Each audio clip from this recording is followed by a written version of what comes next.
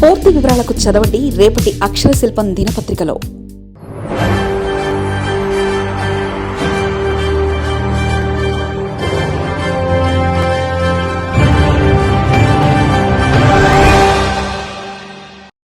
తెలుగు రాష్ట్రాల్లో కరువు విలయతాండం, ఎండిపోతున్న చెరువులు, పంట పొలాలు.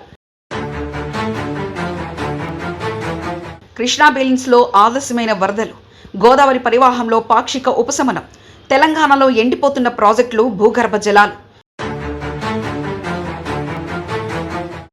అన్నదాతల్లో నైరాశ్యం, ప్రత్యామ్నాయాలపై యోచన. కర్ణాటక జలాశయాలపైనే అన్నదాతల ఆశలు. తెలుగు రాష్ట్రాల్లో వాతావరణ పరిస్థితులు అన్నదాతలను తీవ్ర ఆందోళనకు గురిచేస్తున్నాయి. వర్షాకాలం ప్రారంభమై ఖరీఫ్ సీజన్ మొదలైనప్పటికీ ఆశించిన స్థాయిలో వర్షాలు కురవకపోవడంతో రెండు రాష్ట్రాల్లోనూ కరువు పరిస్థితులు స్పష్టంగా కనిపిస్తున్నాయి. జూన్ నెల పూర్తిగా నిరాశపరచగా జూలై నెలగా కూడా వానలు మొహం చాటేయడం గమనార్హం. సాధారణంగా ఈ సమయానికి సాగు పనులతో కలకల్లాడాల్సిన పంట పొలాలు ప్రస్తుతం నీరు లేక వెలవెలబోతున్నాయి.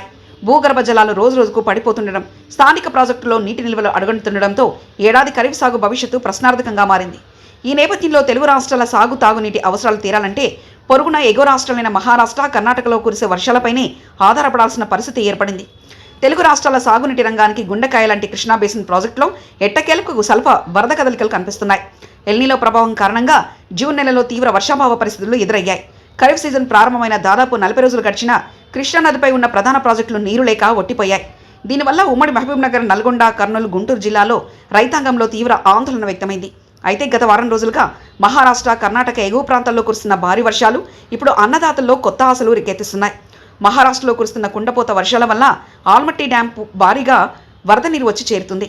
ఎగువగా ఉన్న జలాశయాలు నిండితేనే దిగువన ఉన్న జూరాల, శ్రీశైలం, నాగార్జున సాగర్ వంటి కీలక ప్రాజెక్టులకు వరద నీరు పెరిగి సాగునీరు లభ్యమవుతుంది. కృష్ణా బేసిన్ పరిధిలో పరిస్థితులు ఆందోళనకరంగా ఉన్నప్పటికీ గోదావరి నదిలో ప్రస్తుతం వరద నీరు ప్రవహిస్తుంది. దీనివల్ల ఆంధ్రప్రదేశ్, తెలంగాణలోని గోదావరి పరివాహక ప్రాంతాల పరిధిలో వచ్చే కొన్ని జిల్లాలకు పాక్షికంగా సాగునీరు అందుతుంది. గోదావరి డెల్టా పరిధిలోని రైతులు ఈ నీటిని ఆధారంగా సాగు పనులకు ముమ్మరం చేశారు. అయినప్పటికీ ఇది కేవలం కొన్ని నిర్దిష్ట ప్రాంతాలకే పరిమితం కావడం వల్ల రాష్ట్ర వ్యాప్తంగా ఉన్న మిగతా రైతాంగానికి దీనివల్ల పెద్దగా ప్రయోజనం చేకూరడం లేదు. కృష్ణా, పెన్నా ఇతర అంతర్గత నదీ ప్రవాహ ప్రాంతాలపై ఆధారపడిన మెజార్టీ వ్యవసాయ భూములు ఇంకా నీటి చుక్క కోసం ఎదురు చూస్తూనే ఉన్నాయి. తెలంగాణ రాష్ట్రంలో వర్షాభావ పరిస్థితులు రోజురోజుకు తీవ్ర రూపం దాల్చుతున్నాయి. గత కొన్ని రోజులుగా రాష్ట్ర వ్యాప్తంగా వర్షాలు పూర్తిగా తగ్గిపోవడంతో భూగర్భ జలాలు వేగంగా ఎండిపోతున్నాయి. స్థానికంగా ఉండే చెరువులు, కుంటలు, చిన్న తరహా నీటిపారుదల ప్రాజెక్టులు ఇప్పటికే ఒట్టిపోయాయి. ఎగువ రాష్ట్రాల్లో కురిసిన వర్షాల వల్ల కృష్ణా, గోదావరి ప్రాజెక్టులకు నీరు వచ్చినప్పటికీ అది కేవలం ఆయా నదీ కాలువల పరిధిలో ఆయాకట్టుకు మాత్రమే ఉపయోగపడుతుంది. మేజార్టీ ప్రాంతాల్లో మాత్రం తీవ్రమైన క్షామం తప్పదని నిపుణులు హెచ్చరిస్తున్నారు. వర్షాలు లేకపోవడంతో బావులు, బోరు బావుల్లో నీటి మట్టాలు పడిపోయి ఉద్యానవన పంటలు కూడా ఎండిపోయే పరిస్థితికి చేరుకున్నాయి. ప్రస్తుతం కరువు పరిస్థితులపై వాతావరణ శాఖ అధికారులు వెల్లడిస్తున్న అంచనాలు రైతులను మరింత నిరాశకు గురి చేస్తున్నాయి. రాబోయే రోజుల్లో తెలుగు రాష్ట్రాల్లో మోస్తారు నుంచి కేవలం తేలికపాటి వానలు మాత్రమే పడే అవకాశం ఉందని, గట్టిగా వానలు కురిసే సూచనలు కనిపించడం లేదని అధికారులు స్పష్టం చేస్తున్నారు.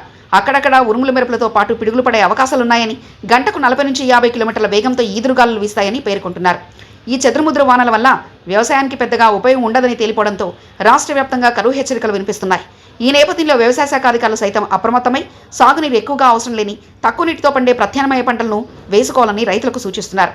ప్రకృతి వైపరీత్యాలు, వాతావరణ శాఖ హెచ్చరికల నేపథ్యంలో తెలుగు రాష్ట్రాల రైతాంగం తీవ్ర నైరాశ్యంలో మునిగిపోయింది. ఏడాది అసలు సాగు చేయడం సాధ్యమేనా అన్న సందిగ్ధంలో అన్నదాతలున్నారు. ఎంతో కష్టపడి పెట్టుబడులు పెట్టి పంటలు వేసిన తర్వాత వర్షాలు పడక పంట ఎండిపోతే వచ్చే నష్టాలను భరించడం కంటే అసలు సాగు చేయకుండా ఉండడమే మేలన్న ధోరణిలో చాలా మంది రైతులున్నారు. మరికొందరు మాత్రం జూలై చివరి వారం లేదా ఆగస్టు నెలలో అయినా వాతావరణం అనుకూలించి భారీ వర్షాలు కురవకపోతాయా అనే ఆశతో ఎదురు చూస్తున్నారు.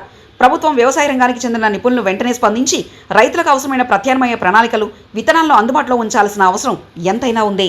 మరిన్ని కథనాల కోసం సబ్స్క్రైబ్ చేసుకోండి మీ అక్షర శిల్పం.